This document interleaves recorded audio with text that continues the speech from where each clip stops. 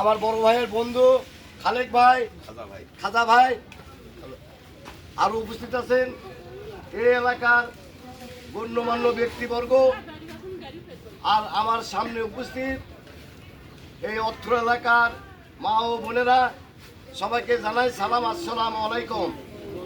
আপনারা কেমন আছেন? এর আগে আসছিলাম একদিন।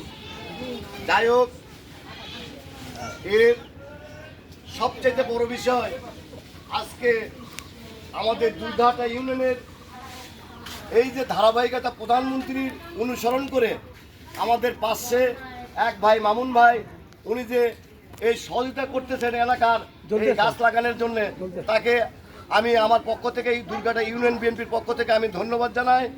এবং আপনারা তার জন্য দোয়া করবেন যেন তার পরিবারকে আল্লাহ পাক যেন সুস্থতা রাখে এবং ভালো রাখে।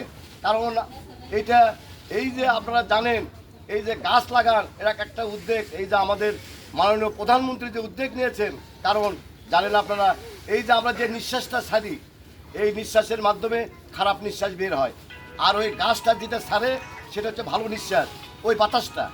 কারণ হলো 20 জন 50 জন মানুষ যখন একটি হওয়ার কারণে যে আমাদের শরীর থেকে যে শ্বাস প্রশ্বাস বের হয় সেটা খুবই খারাপ, আর যেটা আমরা গাছ থেকে অক্সিজেন যেটা আমরা নেই সেটা হচ্ছে ভালো। তাই আমাদের মাননীয় প্রধানমন্ত্রী জনাব তারেক ভাই সারা বাংলাদেশে উদ্যোগ নিয়েছেন, যেটা শহীদ রাষ্ট্রপতি জিয়া রহমান সাহেব নিয়েছিলেন। সৌদি আরবে যা নিম গাছ লাগায় আসছিলেন, আজও পর্যন্ত সেটার কিন্তু সারা বিশ্বের একটা পরিচিতি লাভ করছে ইনশাআল্লাহ, এবং সেখানে এমনভাবে রহমত দান করছে ইনশাআল্লাহ যেটা চিন্তা করা যায় না। তাই তারই ধারাবাহিকতায় আমাদের মাননীয় প্রধানমন্ত্রী জনাব তারেক ভাই সারা বাংলাদেশের গাছ লাগানোর উদ্যোগ নিয়েছেন।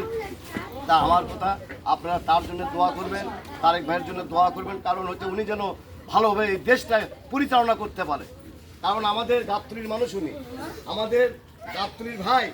তাই এবং আরেকটি কথা না বললেই না, ইনশাল্লাহ এই যে ফ্যামিলি কার্ডের কথা যে এর আগেও আমি বলছি, ইনশাল্লাহ সামনে ইনশাল্লাহ করবে, ফ্যামিলি কার্ড করে দেবে। আরেকটি কথা না বললেই না, আপনাদের কাছে আজকে আমি সেটা বলে যাই, হায়াত মৌতের কথা বলা যায় না। বিষয় হলো আপনারা তো এরকমভাবে মানুষ হয়তো এক জায়গায় হবেন না। 91 সাল থেকে বিএনপি সরকার আমাদের আসছে, সামনে একটি ভোট আসতেছে, এটা বলা ঠিক না আমার, তারপর বলে যায় আপনারা একটাই কাজ করবেন, বিএনপির থেকে যে মানুষটিকে আপনারা মনোনয়ন দেবে, আমাদের গাবতলী নেতৃবৃন্দ যারা মনোনয়ন দেবে, সেই মানুষটাকে আপনারা ভোট দিয়ে জয়যুক্ত করবেন।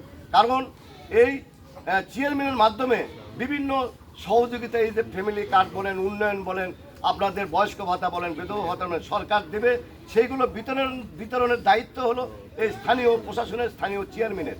তাই আপনাদের কাছে, মা বোনদের কাছে আমার অনুরোধ থাকবে, যে মানুষটিকে নেতৃবৃন্দরা মনোনয়ন দেবে তাকেই আপনারা ভোট দিয়ে জয়যুক্ত করবেন। এই বলে আমি আমার কথা বলা শেষ করলাম। শহীদ যে অমর হোক, খালেদা যে অমর হোক। সবাইকে ধন্যবাদ। আসসালামু আলাইকুম।